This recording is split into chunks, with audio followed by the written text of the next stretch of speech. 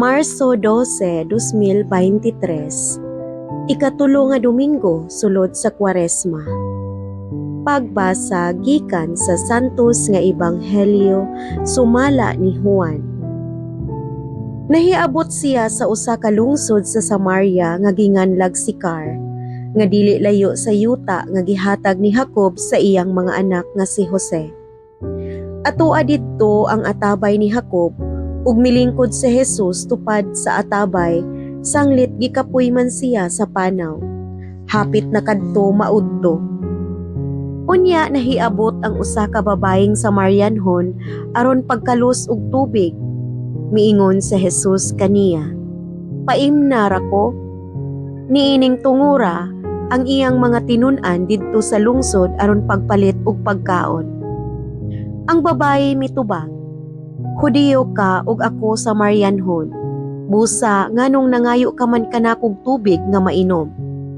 Kay ang mga Hudiyo god ug ang mga Samarianhon wala may panagsandurotay. Si Jesus mitubag, "Kung nasayod ka paunta sa gasa sa Dios ug kinsa kining nangayo kanimog tubig, mangayo kagayod kaniya ug hatagan kaniyag tubig nga naghatag sa kinabuhi." "Sir," ang babayi miingon, "wala kay timba ug lawom ang atabay. Asa ka man magkuha ni anang tubiga? Hinatag kining atabaya sa among katigulangan nga si Jacob, ug siya ug ang iyang mga anak, ingon man ang iyang mga kahayupan, muinom niini. Labaw ka ba di ay kang Jacob?" Si Jesus mitubag, "Ang muinom niining tubiga uhawon pag-usab. Apan ang muinom sa tubig nga akong ihatag kaniya, dili na gayud uhawon. Kay ang tubig nga ihatag ko kaniya, mahimo diha kaniya nga usa ka tuburan nga muhatag og buhing tubig sa kinabuhing walay katapusan." Ang babaye miingon, "Sir, hatagi ako niining tubiga aron dili na ako uhawon ug dili na usab ako muanhi sa pagkalos." Ug giingnan siya ni Jesus, "Lakaw, tawga ang imong bana ug balik nganhi." "Wala ako'y bana," miingon ang babaye. Si Jesus mitubag, "Husto ang giingon mo nga wala kay bana. Kalima ka na maminyo ug ang lalaki nga imong gikaipon karon dili tinuod mong bana. Tinuod ang imong gitug-an kanako." Ang babaye miingon, "Sir, nagtuo ko nga propeta ka. Ang among mga katigulangan nga Samarianhon nagsimba sa Dios dinhi niining bukira. Apan kamong mga Hudiyo nag-ingon nga ang Jerusalem mao ang dapit diin magsimba kita sa Dios." Si Jesus miingon kaniya, "Babaye, tuuhi ako nga moabot ang panahon nga ang mga tao dili na magsimba sa Amahan dinhi niining bukira ni sa Jerusalem. Kamong mga Samarianhon wala gayud makaila sa inyong gisimba. Apan kaming mga Hudiyo nakaila sa among gisimba, kay ang kaluwasan nagikan man sa mga Hudiyo. Apan taliabot ang panahon ug karon ania na nga ang matuod nga mga magsimba sa Amahan diha sa espiritu ug sa kamatuoran.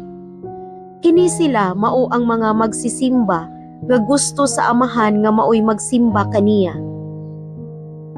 Ang Dios espiritu ug kadtong magsimba kaniya, kinahanglan magsimba diha sa espiritu ug sa kamatuoran."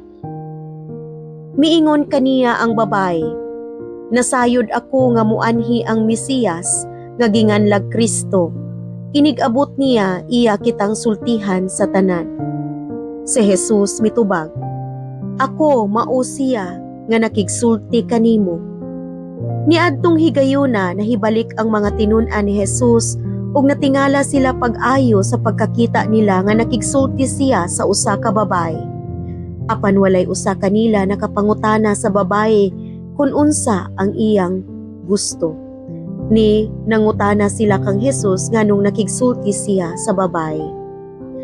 Unya gibiyaan sa babaye ang iyang banga ug mibalik siya sa lungsod ug giingnan niya ang mga tao. Ngari kamo ug tan-awa ninyo ang tawo nga misulti kanako sa tanan nga akong nabuhat. Siya na ba kaha ang Mesiyas? Busa namiya sila sa lungsod ug nangadto kang Hesus. Niadtong higayuna ang mga tinun-an miagda kang Hesus. Rabi, kauna.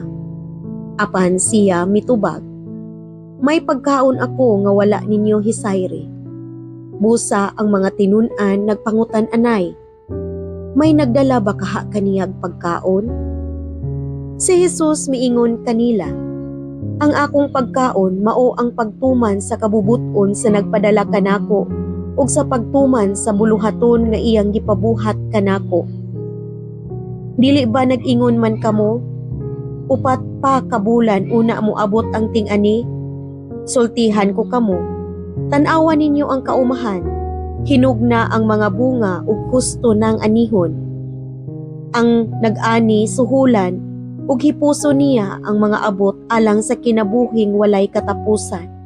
Apan mga lipay ang nagpugas ug ang nag-ani. Kay husto ang giingon, lain ang magpugas ug lain ang mag-ani.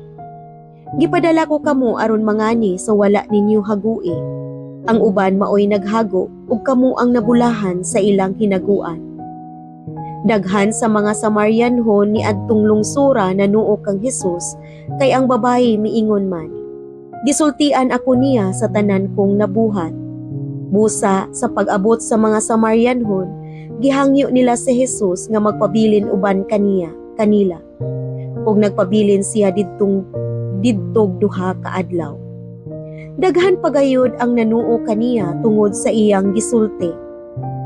O giingna nila ang babay, mituo na kami karon dili tungod sa imong gisulti, kundili tungod kay kami mismo nakadungog kaniya ug nasayod kami nga siya maugayod ang manluluwas sa kalibutan. Ang Ebanghelyo sa Ginoo. Daygon ko ikaw, O Kristo.